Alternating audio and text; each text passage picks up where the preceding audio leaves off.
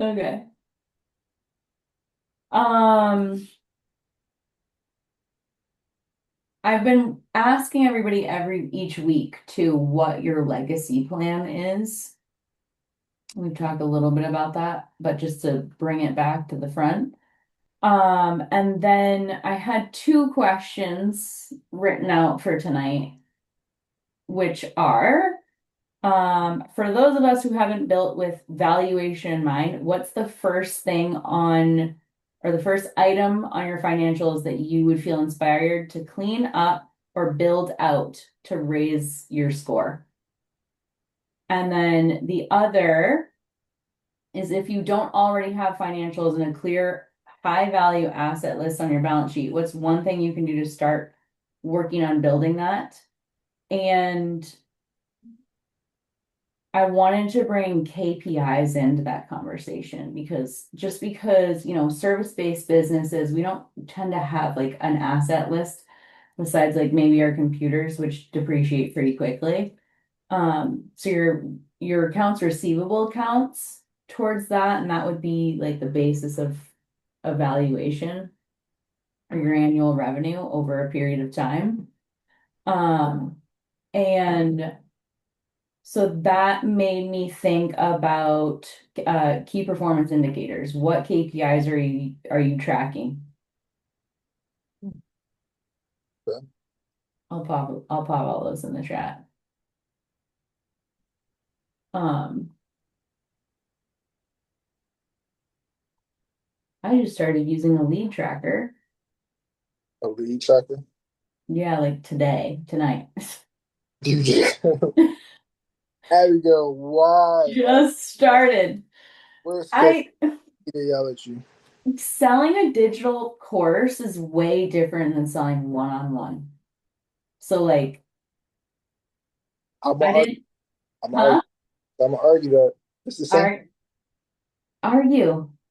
I feel like it's the same principle. It's selling a digital product. I feel like a digital product is easier to manage than a one-on-one in terms of your time. But I feel like it's the same principles. It's just easier to scale a digital product, right? But I definitely do think it's the same principles. It's the same process. Probably gets complicated towards the end, but at the top, Like at the closing? yeah, I feel like because digital products, if I want it, I'm gonna get it naturally. Like there's really no need to convince. A one-on-one is like there's a little bit of negotiation as we mentioned, right? Something I'll probably lose if my baby is involved. But yeah, but that's at like that's towards the end, right? Like I feel like you can sell. I think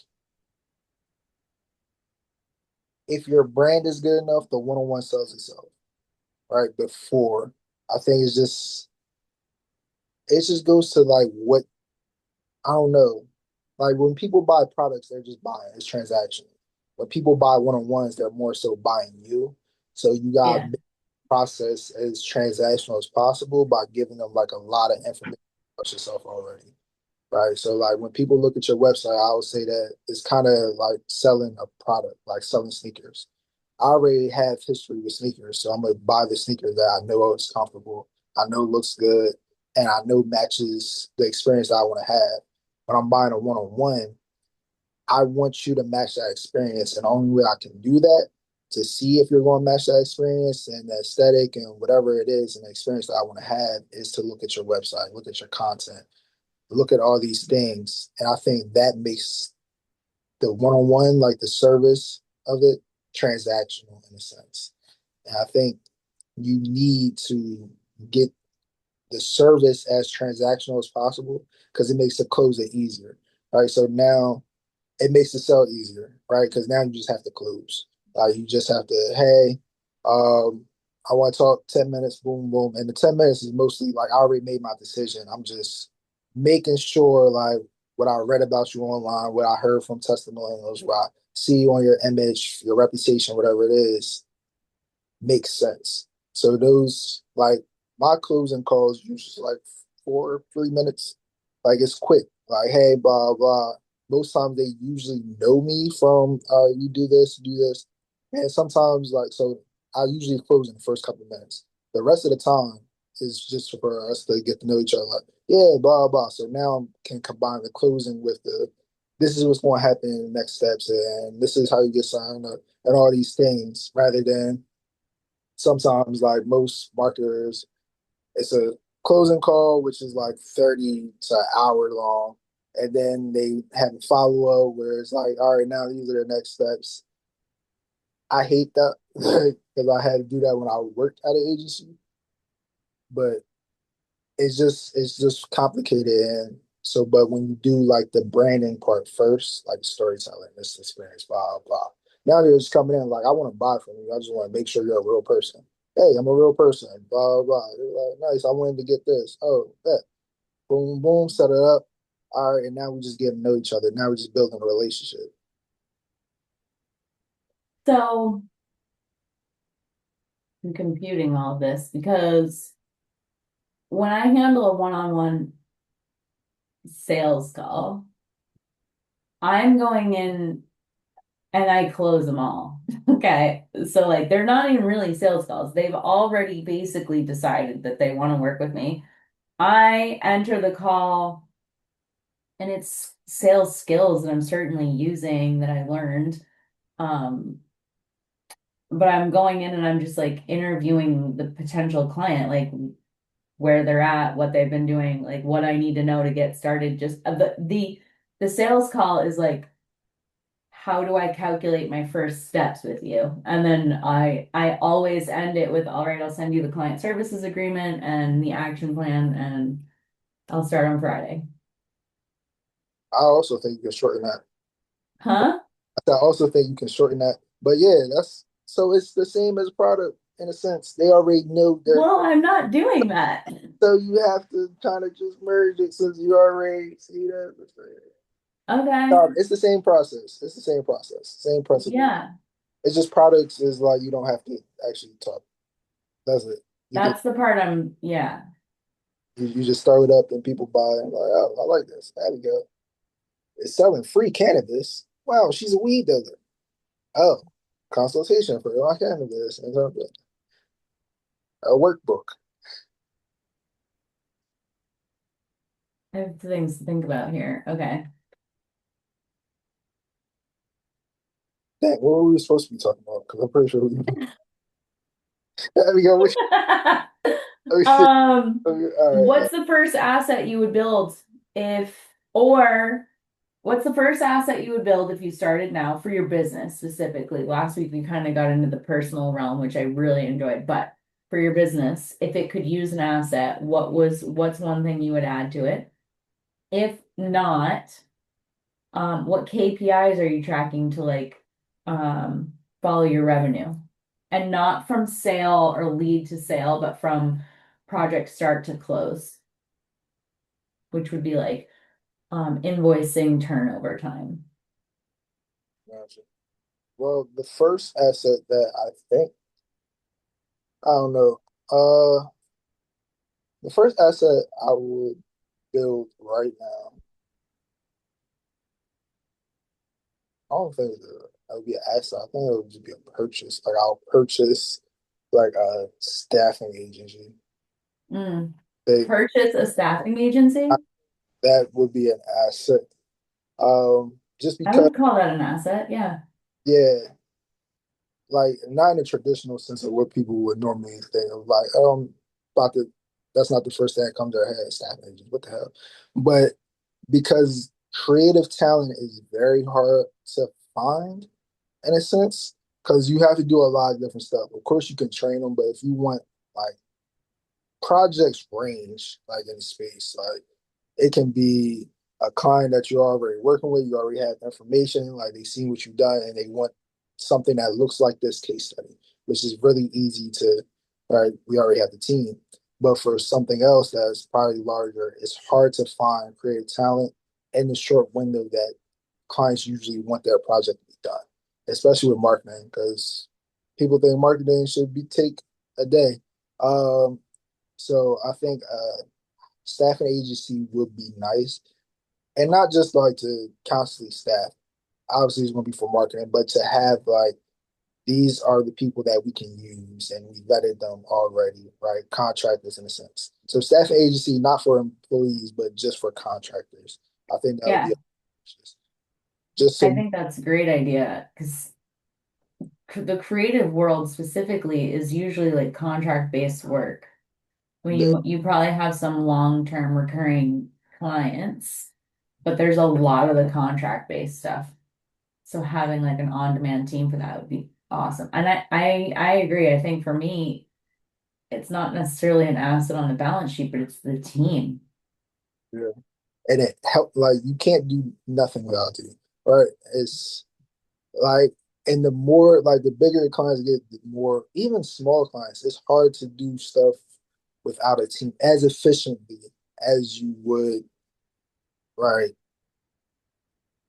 with like a 12-person team. I'm just using my like I don't think I would be able to handle a client probably because I got lazy too. And my team kicks me out of certain projects now and tells me to go find new business. But like certain creative things like product uh, design, which is a small thing in the grand scheme of things, but that requires strategy. It requires somebody to actually design the product and research. Maybe it's a cannabis project. What type of color should we use? What should the label be? Is it good in this market? What's the legality of it? Like a lot of stuff goes into marketing and creative that people probably just say, "Oh, you can post an image without." Nah, there's a lot of legalities. It can't infringe on nothing. There's a lot of things you can get sued for, and it varies across states. So you can't. It's hard to run a national campaign using the same assets. You gotta switch it up, and that requires a team. Like doing that stuff by yourself is you're gonna you're gonna spend a lot of time, and you're gonna lose a lot of money. Hi, Elijah.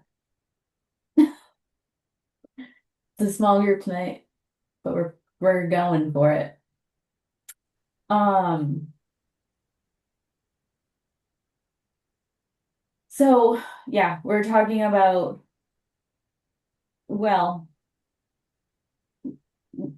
we're all service providers. So we're talking about our most important asset is our team. And it just is what it is. And it's funny because we're in the same spirit. But I interpreted your Zoom text incorrectly based off of the way you just shared it because I was going down this rabbit hole about the biggest asset I feel like, which isn't, I guess it's kind of all of it is not on the balance sheet. So it is, um, for me, it's our community. That's been the most valuable asset. I've been able to do really large like acquisition deals. We just got our hands on a $75 million like US shipping yard deal. And because we were able to connect it with another student in like our community, there's like a success fee in between. And that wasn't like intentional. It was like, hey, you know what our buy box is, But he was like, hey, man, since you have a great community. And it's funny because I did not see my community as an asset as we were building it, but because it's literally all the people on that podcast, and there's like 34 of them, and they're all like M&A, private equity, doing deals, right? And then I have a one-on-one conversation with them. It's actually been like a momentum builder. There's this company that helps with retreats for M&A companies and gets sponsored to have everything done. And that conversation is one that I wouldn't have if I was just focused on my next client.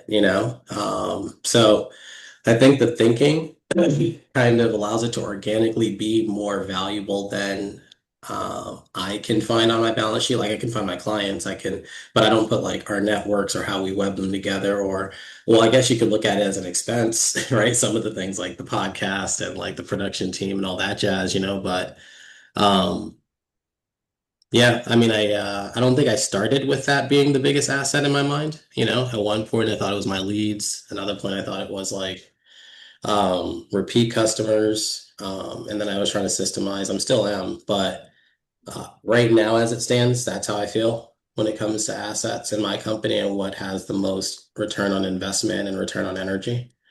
I Uh, was gonna say ROIs are an easy KPI to track on stuff like that. yeah, for sure. So that's what I would say. I just we don't have like a community section yet. I guess we could figure that out. You know, like maybe our go high level, because that's where our community lives.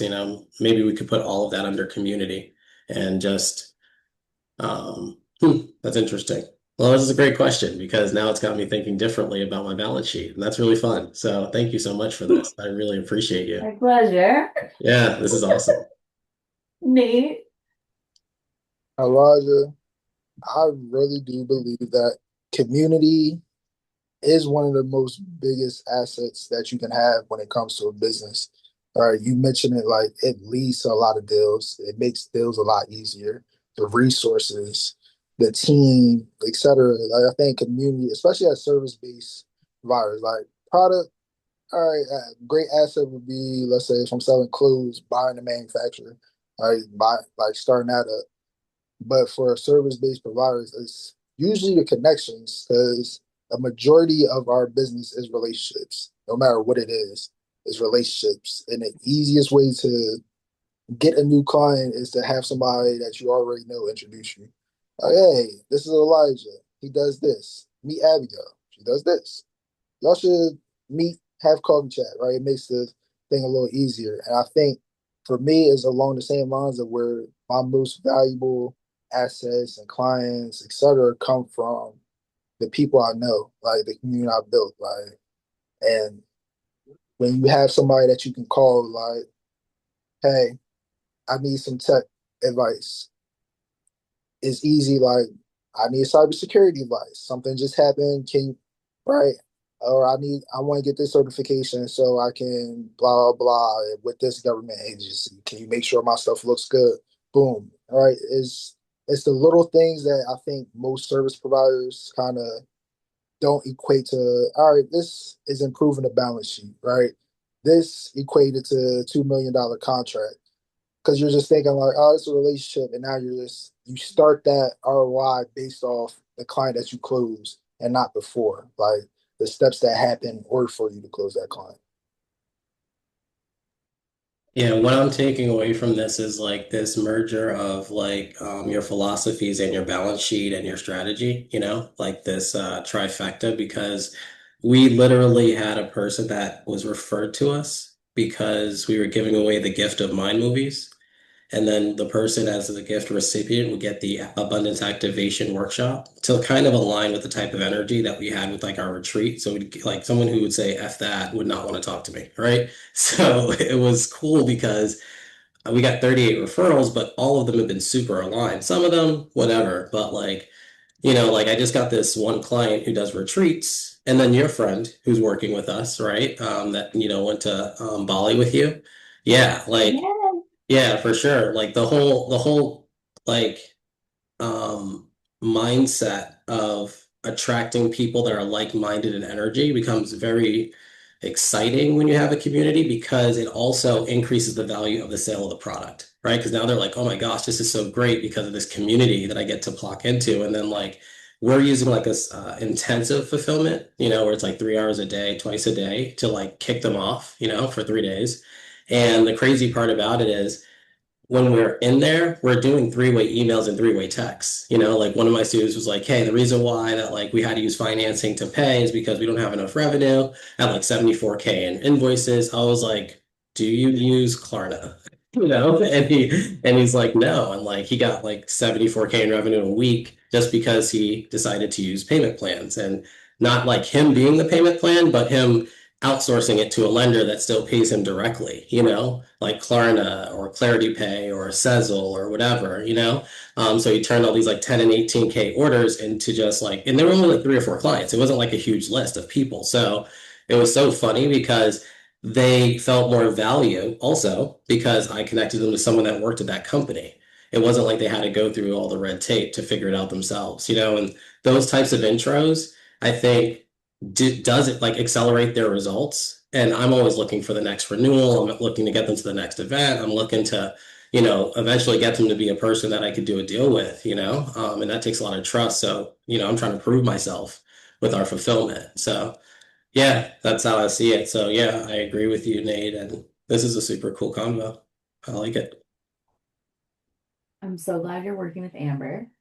Yeah, she's great. They're so Yeah, in growth too. So like they were just loving the abundance activation thing and it was super, super it cool. was They were resonating with alignment. it. Yeah. Her Yeah, husband's awesome. They're just a yeah. cool couple. I like them a They're lot. a cool couple. They're very high achievers too. So Hmm. they're awesome to be around. Yeah, they're fun. Oh, I love that. Oh, I love this.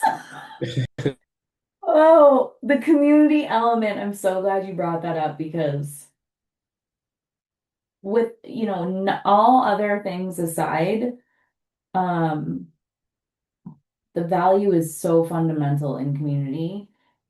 It's like like this community is a pleasure to participate in. Yeah, I host it, but it's something that keeps me going every week. It keeps me going. It's something to look forward to, and then all week long I have like something to plan and put together, and something I'm thinking about, and I'm growing as a result of the conversations in the community. I love that. Okay. Yeah, I have to text Amber. So I've lost track of myself a little bit. Um, so KPIs, let's talk about KPIs. So Elijah, you're tracking ROI a little bit or No, no, not this at all? conversation is the first time. Like my bookkeeper accountant is also my EA, so he does all of my tax stuff, right? And he was speaking at our retreat, and he was like, "Hey, man, maybe we should categorize things, because I'm like, that's not my lane, and I had to graduate to a different type of accountant, right?" And he was like, "This way you can look at your revenues. Like, I'm not a CFO, but you'll be able to make really cool decisions." And I was like, "Okay, let's get into it." And I was like thinking about it, but not from this perspective. And the cool thing is, he's even like part of that fulfillment. He's like someone we're doing a deal with to buy a business. So he's like part of that category, right? And I think even for him, it'll be inspiring. Yeah, no, I'm going to do it. Fuck yeah. Okay. But like, no, I haven't. No, this is the first time I've put two and two together. I mean, I was just reading Great Leaders Ask Great Questions by John Maxwell, literally like this afternoon. And it was so cool how like I come into this meeting and I get such a really great question. So yeah, it like activates ideas you wouldn't have had before. It opens up new neural pathways. Like, Mhm. our brains are forced to answer questions. So yeah, great stuff. So I was saying before you popped on, I just started a lead tracker.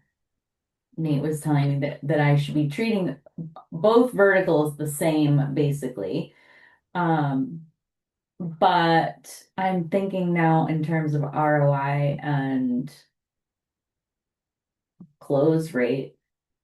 Because my close rate for the accelerator is much lower than my one-on-one. It's like 99%. And the 1% is like just people who should be in the accelerator. It's really what goes on there because it's really intended to be a feeder program to the one-on-one eventually. Um, but those are a couple of KPIs that I could be tracking. Others that I have started tracking are like my email open and click rates. Um, that's just been a couple of weeks, but that's something very interesting to look at too. I've got about 3,000 people on my email list, mostly from this event. Um, and my open rate is like 300, so like 10%, and then my click rate is much lower than that. So I'm working on actually I let go of my email writer, so you're going to be getting a very different email tomorrow that is written by me, and I think that's going to be a good thing overall. It's like I'm going to try not to like overwork the problem, which is something that I do, and I'm just going to show up and speak my mind that like I do in person, kind of just instead of overthink it, just deliver the way that I do like in these calls. So I'm curious to see new conversion rates based on that style, that approach. So that's an asset too. Not one that you can put a dollar value on yet, really. I mean, eventually maybe. So Private equity likes cold email. That actually is a real like balance sheet asset from like the M&A team because cold email is unlike Facebook where it's living on a platform like Facebook ads where, if you get banned by Facebook, you're like basically you're beholden to them. They can change rules, whatever, and your ads go poof, right? But cold email, if you can get through the noise or if you can like command an email list that you've had communication with that trusts you, that's in a specific niche and you're selling an accounting company, later, which is a good type of company to sell. They value those cold email lists more than someone's Facebook ad spend because your ad spend means you'd have to replace the ad manager, whoever that is. They have to be the same expertise and they have to monitor Facebook the whole time versus cold email, like, it's like the Wild Wild West back there. There's no arbitrator of everything. You can keep on creating new so I think, yeah, no, that's 100% an asset in my opinion, and it's a good one. I've been trying to build it, because I know that, and I know it makes the company way more sellable, and it holds a better value because it's stickier and it's harder to friction, like someone can go on the Facebook ad library and just copy your ads, and then like that's a strategy, so, they can't do that with your email copy, so it's like, right. yeah, yeah. So 100% and just getting out of spam boxes and things of that sort changes everything with that. I don't know how to do that. I don't know how to track if you're in a spam box, but I know that like I know you're in my spam box. So Yeah. so it's That's how like I've been tracking it is like yeah. people are like, So you're I'm in my sure I'm in spam. such a I'm like, spam box. So it's okay. like a lot of so the writing matters too for sure. But no, I think that's 100% a really strong asset, especially if you haven't even been writing that's even better that you haven't been writing. Yeah. Yeah, So so yeah, that's more sellable. Doesn't need you. it hasn't needed me. But the email that went out this week was just it was embarrassing. I didn't have a Sure. choice. I was not given a choice with the situation. I had to take it back. But I've been getting better with my messaging and my positioning, so I'm feeling a lot more confident in speaking, I guess. And I mean that written speaking. Um, you just said something. Oh, the social media thing. I don't know, Nate, I think you saw. I got reported twice this past week on socials for not not even like offensive in any way. And I do have some offensive things that I'll post. But it was like I tagged my sister on a friend's post and said, like, be friends with this girl. And I got flagged and banned on Instagram for that. And then I got reported on Facebook for my Old Woods post, and it wasn't even I shared a thread that said something about hiring a good bookkeeper and how much it can save you. And so I think someone like flagged it as I think what happened. Um Well, didn't you so just fire people? I fired one person, but I have a Yeah, couple people 100%. too that Yeah, that's are yeah, that's exactly what someone who's like, just yeah. got fired would do. Like Yeah. just You're like right. flag your crap for no reason. Like that's 100% a thing. It's Yeah. 100% what happened. Somebody flagged my shit for no reason because they Yeah, a whole know. bunch of it. They just kept on going. But you know Yeah. what? Like I just used that as an opportunity to post something on my story, and people were like, I had comments on my story about it. But it comes back, what I'm trying to circle back to is how you don't have autonomy over your audience hmm because it's public and people can shut it down just because they're mad at you. They can't do that to Um, your email list. they can't That's do why that it's to just my a email stickier list. asset. Yeah, it's such a good Yeah. asset. Yeah. Well, it's And called they're Yeah, Nate, go ahead. I was about to say that's why it's called shared media. So like in the media space, there's shared media, which is basically all your social stuff that you share on other people's platforms. Then there's own media, then there's paid media. Paid media you pay for. Own media is stuff that you own, your email, your website, your community, etc. And then so paid, shared, owned, earned media. That's like trusted sources, testimonials, media relations, etc.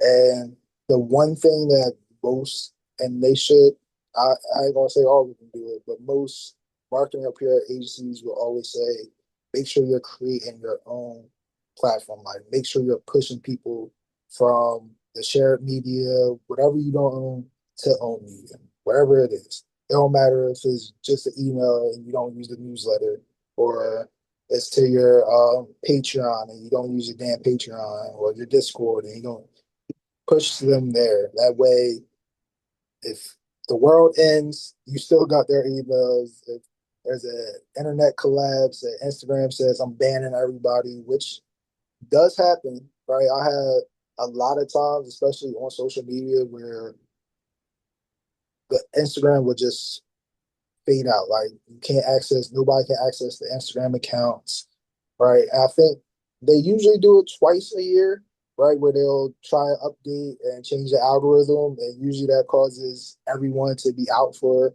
a couple hours or people to be on, but their feed's not refreshing, whatever. And people always complain. A lot of businesses mostly complain like, how am I supposed to close clients? How am I supposed to interact? How was communicate. I think the worst was about 2 years ago. It was down for like 2 days, um, which is problematic for anybody that is relying on social media. But if you have an email list, hey, we know Instagram is down, we know Facebook is down, but we're still having this event. Nothing, everything is the same. Nothing has changed. Contact us through here, or having a Discord where you can communicate with your community. Right? It's always push them to own media. Always, because that's your money. That's your asset. That's the asset that's going to transcend whatever the hell is going on in the world. Nate, any thoughts or tips on building an email list? Hmm.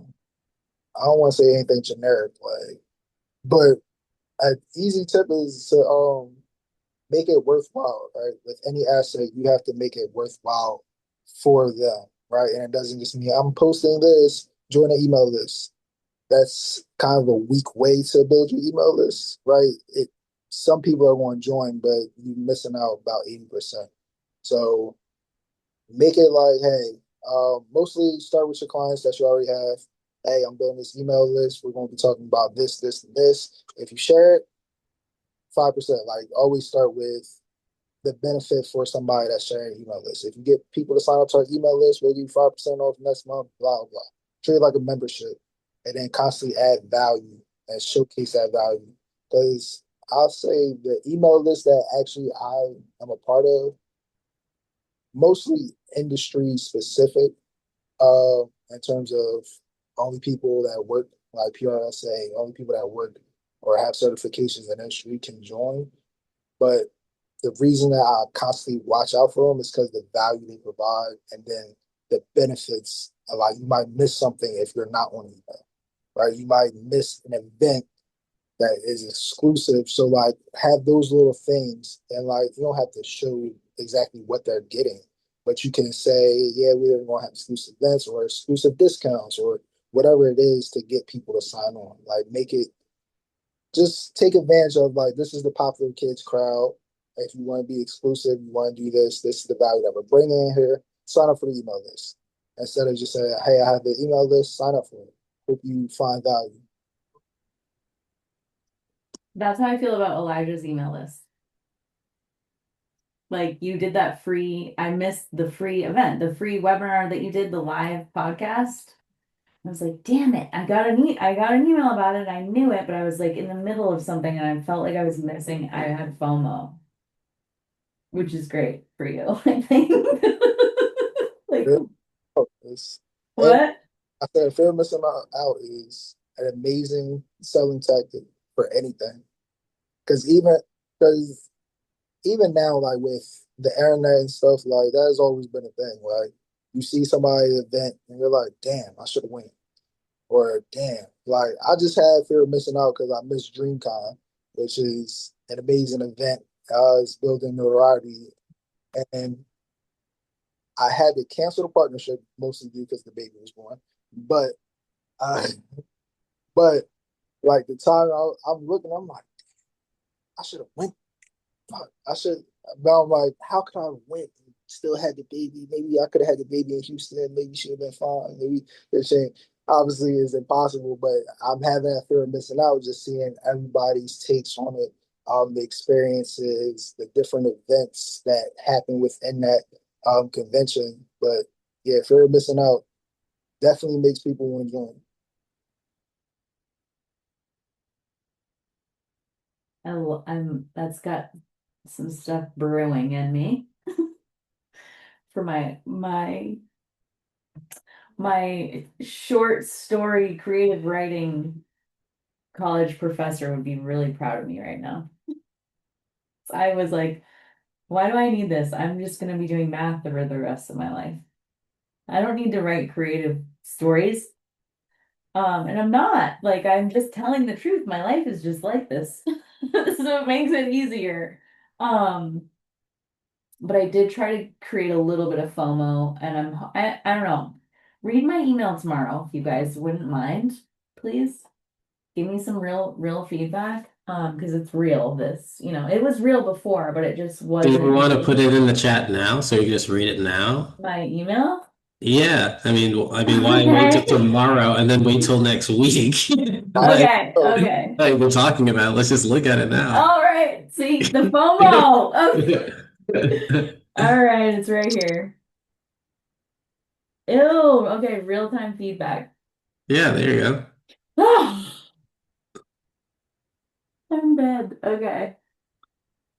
I just like got kind of mouthy a little bit.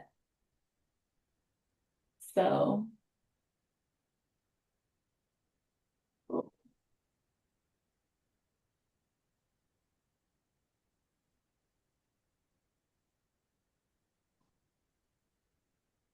I'm dying.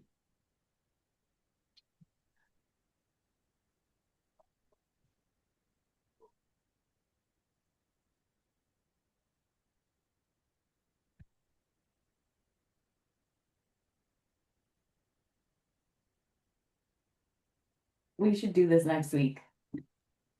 Not to me, though. I like it. I like it, Do but you?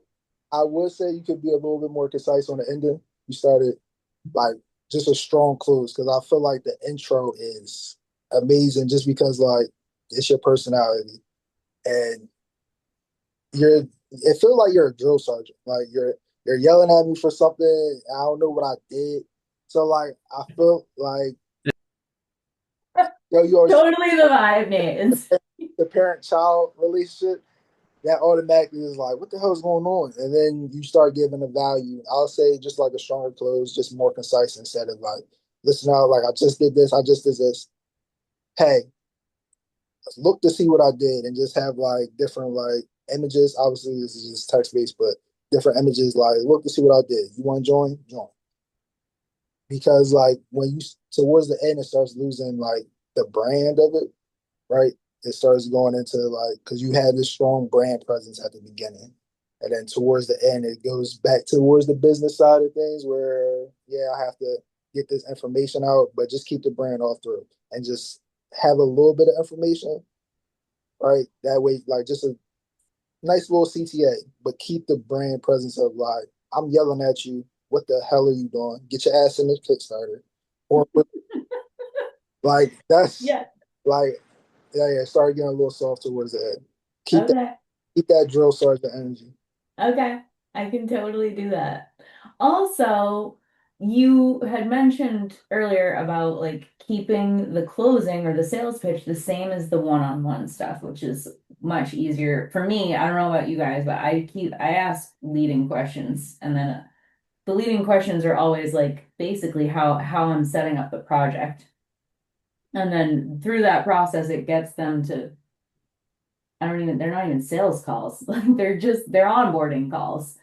Um,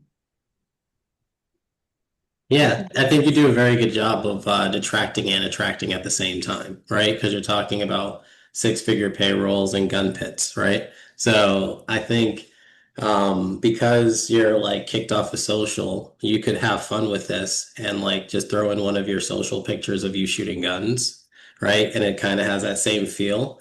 But remember, emails are read in the tone of the person's emotional state that's reading it, right? So if they're in a good mood, they're gonna be like, "Oh, this is cute and fun." If they're in a bad mood, it's like, "She wants to fucking kill me." Get those pussies out of your funnel, like it's all good. Like anyone who doesn't like match your energy is leaving, and everyone who does yeah. is Yeah, staying. I think I said get Yeah. the fuck off my email list. It's like it's funny though because it's like I don't think people who really care would care, they just look at it as playful. But people Right, who would take that personally, you definitely don't want to talk to them every single week or month. right. So it's like not you, right? So and you're going to be coming from a gun sandpit, one of these days when they see you on the phone and you might have gone Yesterday, mudding, so Tuesday. or you in rock like you would, so like there it just so I think it's no, I do agree with Nate. It's way too long. People also hate long emails, but like that's my opinion. So who cares, right? Do what you Yeah. want. I think if you add your picture though, that would be dope. I think if you yeah, everything else is just you and it's straightforward and I prefer straightforward. I like how you call out your ideal client. So it's like, oh yeah, that's not me. They'll log off. Um and then check out your response rate after. You'll start getting a better open rate because you're being more authentically you in the copy, which Yeah. also after a while you'll have all this, throw it into AI, and then it'll be able to keep the same tone, or you could change the tone and play with the tone with the same message all in the same week and just see which one resonates and have fun with it. As long as you're having fun with it and you're like seeking curiosity, it'll keep on getting better, and then it'll be harder for people to replicate. If you just stick to one formula, then it's like it gets stale. So yeah, have fun with it, is my opinion. I think it looks fun. Like it looks like you had fun writing this, which is really I cool. did. Yeah, I So did. yeah, so like that's I cool. did. Yeah. That's awesome feedback. Thank you. One thing I'll say, like, just to be more specific with where I think we should cut out, I just launched a pay in full 12-month option. Like, Mm-hmm. thing from there and beneath gets a little weak. It weakens your brand. So you can cut that out. Like in terms of just making it a lot more concise. Like any form of content you lead with your brand. You want your brand to be your closer, right? You want people to be able to look at your brand and be like, this is the experience I want. I want it to be associated with them. So cut that out and probably just say, like, obviously you have the CTA at the end, cut that out as well. The CTA is kind of weak. If you're interested in working with me, that's a different vibe from get your ass in here. Like if you're interested, like I'll probably say, let me see. Let me read it again so I know exactly what I was doing. Uh, if you're, I'll probably say, if you're making blah blah under, like just start listing like different things, but go back to back. This is for the people that are making under 500. This is for the people and have that kind of alliteration when it comes to the sentences structure because it psychology says that it hones in like this is why we're doing it. This is who we are. This is like that constant this, and then close out with then you need to get your ass in here now, and that's it. That's the call to action. Get your ass in here now. Have a little link, hyperlink the noun part. So now they're like, all right, I'm under this. I resonate with this. This is me. She's talking to me. Like, just be very specific. You kind of broke it down in between paragraphs of this is who it's for. Just put that in one paragraph. This is for the people that are making under 500K. This is for the people that are tired of. This is for the, and then just say, get your ass in here now. And boom. It's easier to close and you still keep the same brand message. And it's a lot more concise. People don't like reading long essay, especially online because I don't know, blue light, attention spans, whatever. But yeah, It's so much more fun to do this stuff when you're not afraid of what people are gonna think about you when you're writing it. Like, it's a conscious choice and you have to just keep pushing through no matter what. And just have the faith that the right person's gonna make it through the filter. Um, but yeah, there was a time not that long ago where this would have been like I would have slept for 3 days just thinking I need to write this email and would have just like gone to bed instead. I would take the transcript from this recording. I would pop it into GPT and I would take my email, put it in, and say, "You're my marketing coach named Nate Dubois." And I want you to rewrite this email exactly as he has it stated based off of his advice from this transcript from our meeting. Go. That's what I would do. Like, I would just completely release it and just be like, "Hey, this is good data, and it's still going to sound like me." Now I'll give it to AI. The whole putting your voice into AI thing isn't something I've really fucked with too much because I'm pretty I don't even know if it can replicate me. I It hope it can't. can't. It can't. It It can't. can't. But then you edit it from there. True. You know, Yeah. Elijah, you could actually go to. I have most of my frameworks online, right? Do you have an AI bot? Have you made one yet? Or like have you vibe coded something that's like Uh, Nate's AI on marketing copy or something? for internal use, just because there's a lot. What about external products? Are you building something or No, we have an AI chatbot set up just to get these help people through the thing, send a PDF, whatever. But if you go to like since the process, and I document the process on LinkedIn a lot of stuff on how my brain works and how Legend works through marketing stuff. If you just say like go to our website, like this is Legend Initiative, copy their processes, their approach, boom, boom, uh, and apply it, it will work. So that's go pretty awesome. Yeah. Yeah, that's awesome. because Definitely gonna do that. AI has access to the schema, which people can't see, right? It's like the underlying. I'm getting very technical. For like Mhm. about numbers. But it's very technical thing. So ChatGPT or like different AIs, Gemini can read it. Like bots can read it, but humans can't. And they can actually see the information that, oh, this is the process he used. This is boom, boom, boom, boom. So you can kind of just put in the website and say, hey, copy Legend Initiative's process when it comes to marketing, brand relations, storytelling, etc. And it will copy it. That's so Now, cool. now, whether you can execute is completely different, but it'll give you Definitely will make my email copy better. So that's What if you because made all my a emails I use staffing? AI right now. Like I don't do any of it, I have like Mauricio who's on my team go through all of the videos I do live and all the videos I do in groups and masterminds and take the transcripts and then put it into his AI.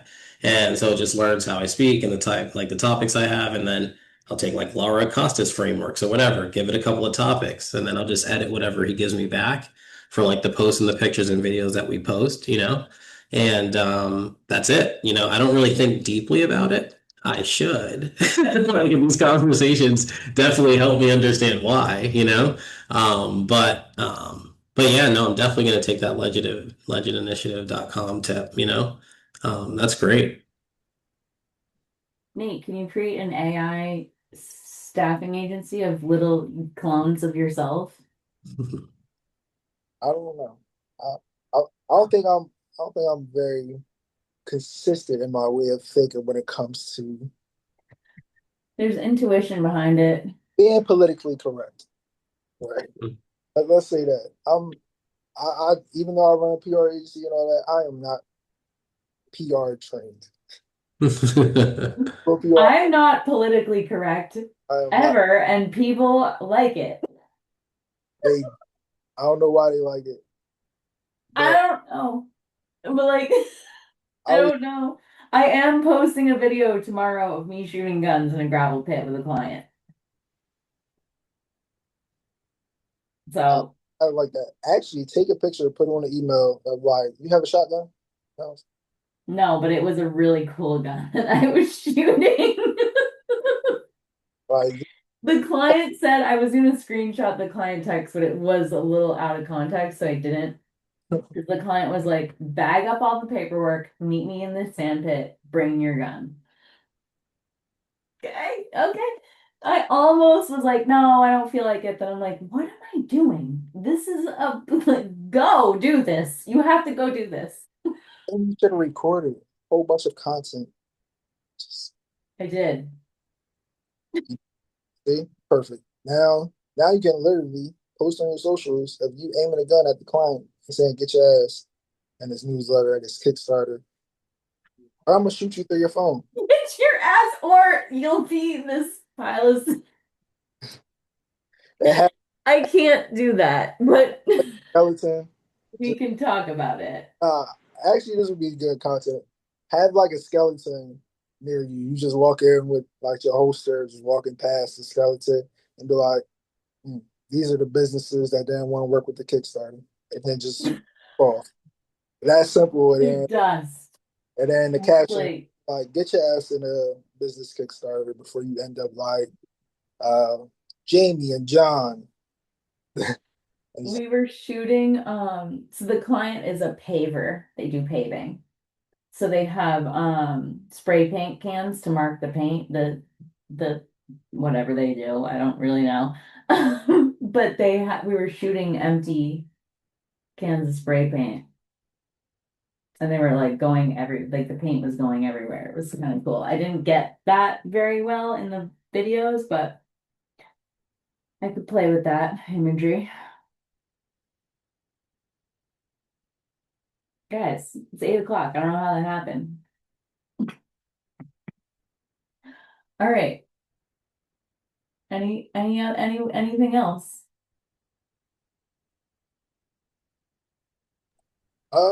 last thing, on terms of content, content is a great asset. Everybody should produce content. I think I had a conversation. Um, I asked a question last week, and Elijah put in the content he creates, his favorite piece, top performers. I think content is one of the best assets just because we live in a creator economy. You can diversify that asset.